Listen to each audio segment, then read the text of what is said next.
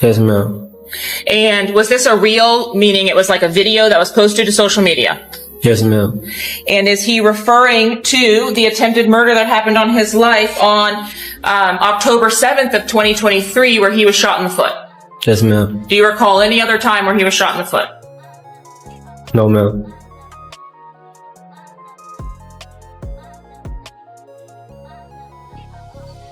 From that same post, Charles Jones is making this hand gesture. Is this what you were referring to when you said that 6 block may throw a 6? Yes, ma'am. Fio's best friend, the same man who grew up beside him, ran those Jacksonville streets with him, and stood there the night they took Foolio, walked into a federal courtroom in Tampa, sat in that witness chair, and told the state exactly who pulled the trigger. You need to hear this. Kenny Capps, Jamal Howard, Robert Howard, whatever name you know him by, this man carries manslaughter and aggravated assault on his record. He was sitting in federal custody facing 10 years to life on methamphetamine charges, and the second that sentencing pressure hit, he walked into that courtroom and put Fio's killers on the stand. The streets are buzzing. Rappers are talking. Today we break it all down, no filter, no cap. This is the story of how Fio's closest homie became the prosecution's star witness, what he said under oath, how the defense tried to destroy him, what one of the alleged killers told Kenny Capps by phone while Foolio's body was still warm, and how rap culture is reacting to all of it. To understand why this hits different, you have to know who Charles Andrew Jones II really was. Born June 21st, 1998. Raised in the Moncrief neighborhood on Jacksonville's north side. His father, Charles Jones Sr., was murdered when he was just 13. That trauma built everything that came after. Fio came up in the 6-block set of KTA Kill Them All. And don't sleep on Jacksonville, this city was producing the rawest, most violent drill music America had seen since Chicago was on fire. And the reason was a beef so deep, it put the whole city on the national map. It started in 2017 when Fio's 18-year-old cousin Zion Brown was robbed and shot dead in a home invasion. That one murder lit the fuse, because young Gene Ace, the rival rapper from Orange Park running with ATK, Ace's top killers, his crew was tied to that killing, and everything spiraled from that one night. In June 2018, Fio's side caught young Gene Ace, his brother, and 2 friends leaving a steakhouse. They lit that car up. Trayvon Bullard, Ace's brother, was killed along with 2 others. Ace was the only survivor. Fio posted about the victims at 19 years old, no filter, no fear. From there, it never stopped escalating. Fio survived 4 separate attempts on his life, used to say on Instagram Live, "I can't die, dummy, I got voodoo on me." The beef produced platinum diss tracks. Young Ace dropped Who I Smoke, calling out dead KTA members by name. Fio fired back with When I See You. The Florida drill scene was literally born from this beef. These weren't just raps, these were real ops, real bodies, real consequences. Now enter Kenny Capps, Jamal Howard, childhood friend, inner circle member, not some distant associate. This man was physically present at Fio's birthday celebration in Tampa the night he was murdered. And that one fact made him the single most important witness in this entire trial. June 23, 2024. Fio had just turned 26 the day before. The crew drove down from Jacksonville to celebrate, had an Airbnb pool party lined up, but authorities shut it down for overcrowding. That scramble to find a new spot, that chaos is what cost Fio his life. Because while they were scrambling, 4 men were hunting. Isaiah Chance, Shawn Gathright, Rashad Murphy, and Davon Murphy, all from Jacksonville, all connected to ATK, and a gang called 12,000 had been tracking Fio's location all day. Fio was posting his birthday moves on Instagram stories in real-time location, plans, everything, and his ops were watching every single update. Surveillance footage confirmed their vehicles following Fio's group across multiple locations throughout the night. Detectives testified there were 0 stops between Jacksonville and Tampa. These men made a straight shot across the state for one reason only: catch Fio lacking. At 3 a.m., Fio's group was in the parking lot of a Home 2 Suites hotel, trying to book rooms when masked gunmen appeared armed with extended magazine pistols and brass catcher rifles and unloaded dozens of rounds into that parking lot. Fio was struck in the heart, lungs, and aorta. The medical examiner confirmed the fatal shot went straight through his heart. 3 others were wounded. At 26 years old, on his own birthday, Charles Jones was gone. In the early morning hours of Sunday, June 23rd, Jacksonville rapper Charles Jones arrived at Teaser's Gentlemen's Club in Tampa for a paid performance. He is a gentleman wearing the red beanie hat. That's Tampa Police Homicide Detective Juan Ramos identifying the rapper, known as cFoolio, in new surveillance video from the club's parking lot. Suspects Alicia Andrews, Isaiah Chance, and Shawn Gathright watched this video in court Thursday, too. All 3 face charges in Jones's death in what investigators say was an ongoing rival gang war. After leaving Teasers, the rapper went down the street to Truth 18 nightclub for an after party, posting on social media in live time. This is the video here from his Instagram. Surveillance video from outside that club shows how 2 suspect vehicles continued to follow Jones, just as they did at Teasers, and eventually to the Home 2 Suites near USF. They're approaching the victim's position on foot. Video from the hotel and a parked Tesla show 3 shooters firing several shots at the vehicle Jones was riding in, killing him. Now here's where it gets insane. Isaiah Chance had his girlfriend Alicia Andrews with him that night. She wasn't shooting. She was the lookout, feeding Fio's live location directly to the gunman. In October 2025, a jury already convicted Alicia Andrews of manslaughter for that role before the main trial even started. That verdict alone told you exactly where this case was heading. The prosecution had already built a wall of evidence before Kenny Capps ever stepped into that courtroom.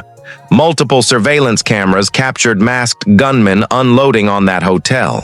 Parking lot clear, damning footage. Cell phone data tracked every defendant's movement from Jacksonville to Tampa, location to location. 0 detours, ghost protocol, straight line mission. Then the DNA, a rifle recovered at the scene. DNA lifted from the tape wrapped around the weapon, tested as a mixture of at least 4 individuals, with one major contributor identified as defendant Shawn Gathright. His weapon, his DNA, game over evidence. But then it gets wilder. These men were out here self-snitching on Instagram. Detective Christopher Drabeck of the JSO gang unit testified that within hours of Fio's murder, Rashad Murphy posted a photo of Tom Brady and Bill Belichick celebrating a Super Bowl with the caption, "Hate me kindly." The prosecution called it exactly what it looked like: a man celebrating his enemy's death on social media while the body was still warm. The internet lost its mind when that came out. One of the suspects accused in the shooting death of Jacksonville rapper Foolio made an appearance in court Thursday morning in Tampa.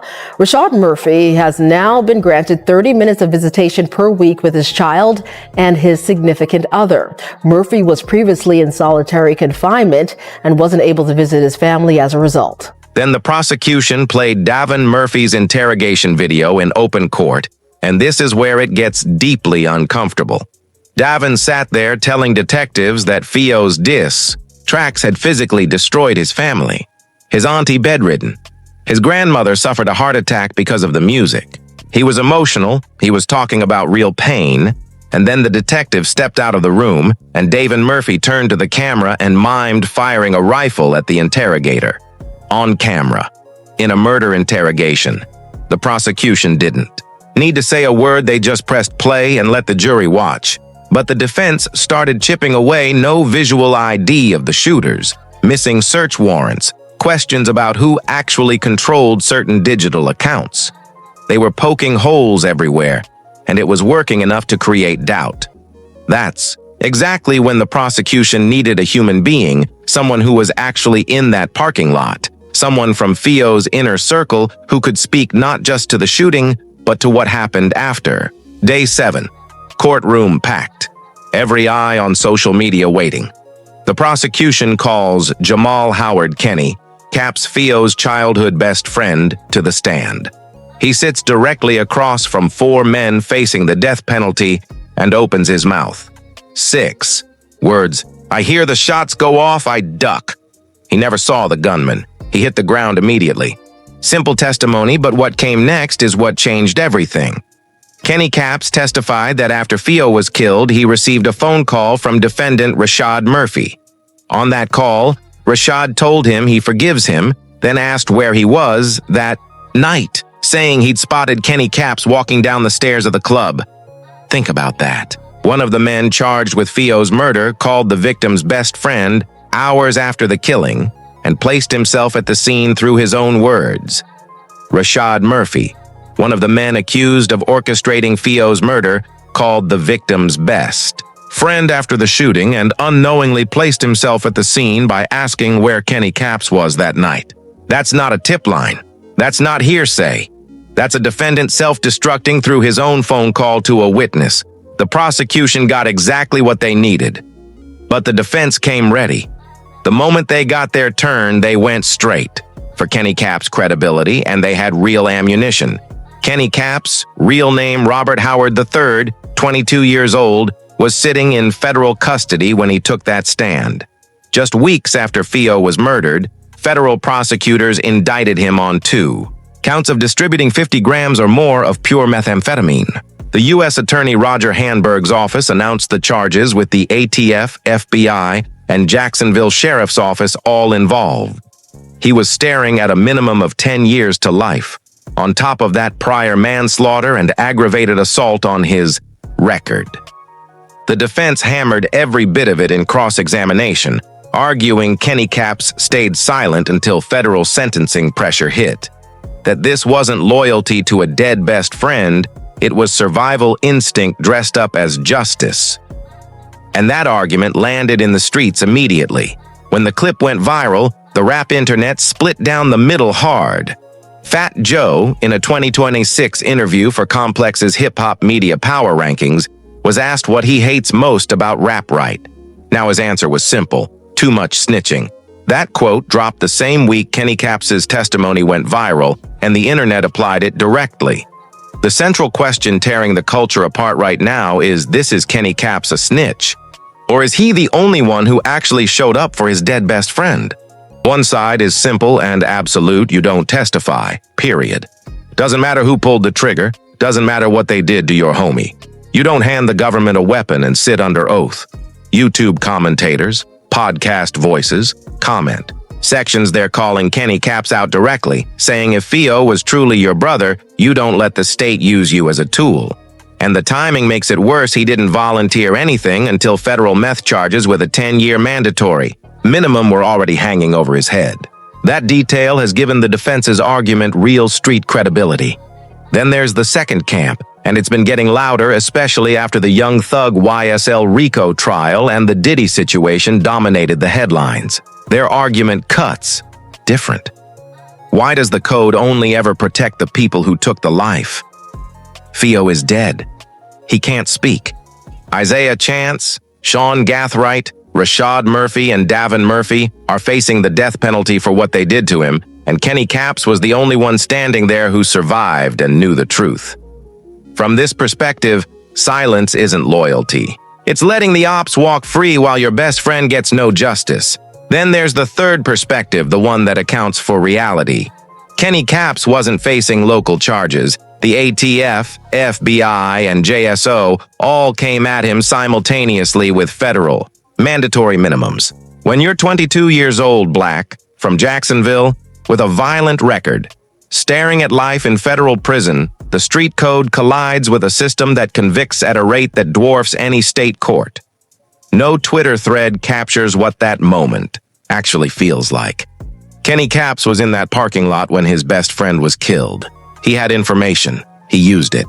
Call it snitching, survival, or justice, but it happened, and it shifted this entire trial. Because what the prosecution already had: surveillance footage, DNA, cell phone data, self-incriminating Instagram posts, was powerful, but cold.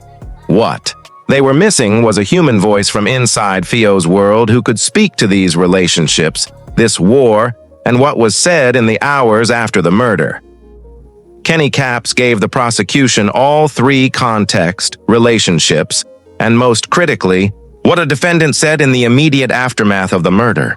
Rashad Murphy calling the victim's best friend hours after the killing and asking where he was that night, using coded language like, "He seen me." That's not surveillance footage, that's a human conversation, and human conversations stick with juries in ways that forensic evidence alone never can.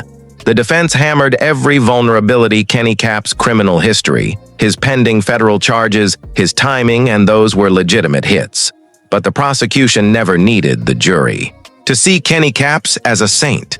They needed them to believe the core of what he said was true. And stacked on top of DNA, surveillance footage, cell phone data, and celebratory Instagram posts made hours after the murder, the credibility math still lands in the state's favor. Kenny Cap's isn't the whole case, he's the human layer that makes a mountain of forensic evidence impossible to ignore. And remember, Alicia Andrews, the lookout, was already convicted of manslaughter in October 2025 before Day 7 even happened. The foundation was already solid. Kenny Cap's just sealed it. But zoom out for a second because this trial is bigger than 4 defendants and 1 murder. Fio wasn't just a rapper who got killed. He was the product of a cycle that took his father. At 13, took his cousin Zion Brown in 2017, wounded him 4 separate times, and finally caught him in a Tampa parking lot at 26. This KTA versus ATK war has been so devastating that in January 2025, a 7-year-old child, Bion Allen Jr., was shot and killed, walking alongside his cousin in Jacksonville. Authorities linking it directly to the same beef that killed Fio. A 7-year-old. Let that land. This trial is the legal endpoint of a decade-long war that consumed Jacksonville's north side, where drill music became courtroom evidence of motive, where Instagram stories were used to track a murder victim in real time, and where celebratory social media posts became proof of criminal intent. This is what street life, social media, and the justice system colliding looks like in 2026.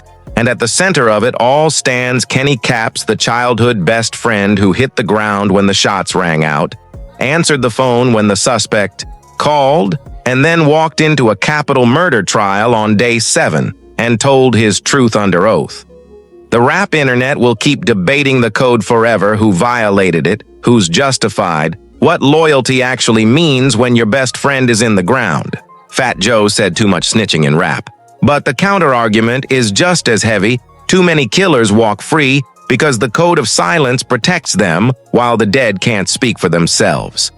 Here's the real. Fio lived his entire life inside a war. Survived 4 attempts. Rapped about death and paranoia constantly because he knew his ops were never done. Vulture described his 2019 mixtape Never Wanted Fame as consumed by death, and he knew exactly why. At 26 years old on his own birthday, they finally caught him in a Tampa parking lot.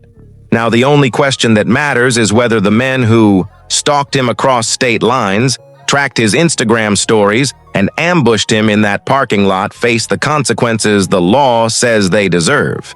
And that answer might come down entirely to what a jury believes about a childhood friend who chose to sit in that witness chair and talk.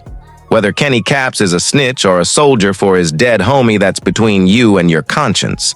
Right now, the defense still has time to present their case, but the prosecution is sitting on DNA, surveillance footage, cell phone data, self-incriminating Instagram posts, an interrogation tape, and that phone call from Rashad Murphy that Kenny Cap's revealed under oath. Isaiah Chance, Shawn Gathright, Rashad Murphy, and Davon Murphy all pleaded not guilty to first-degree murder and conspiracy, all 4 facing the death penalty. And this isn't even over. Young Ace hasn't been charged in connection with this murder. Law enforcement says they're watching. The beef that started with Zion Brown's death in 2017 has swallowed so many lives it's impossible to count, and now it's playing out in open court with the entire world locked in. If this hit different for you, drop your thoughts right now. Was Kenny Cap's right to testify? Or did he cross a line that can't be uncrossed? A 7-year-old is dead. Multiple rappers are gone. Families are destroyed. Does the code still hold? Or has this beef proven that the code itself is what's killing everyone? Comment, share this with someone who needs the full story, and subscribe because when that verdict drops on whether these 4 men spend the rest of their lives on death row, we will be right here breaking every second of it down. Stay locked in.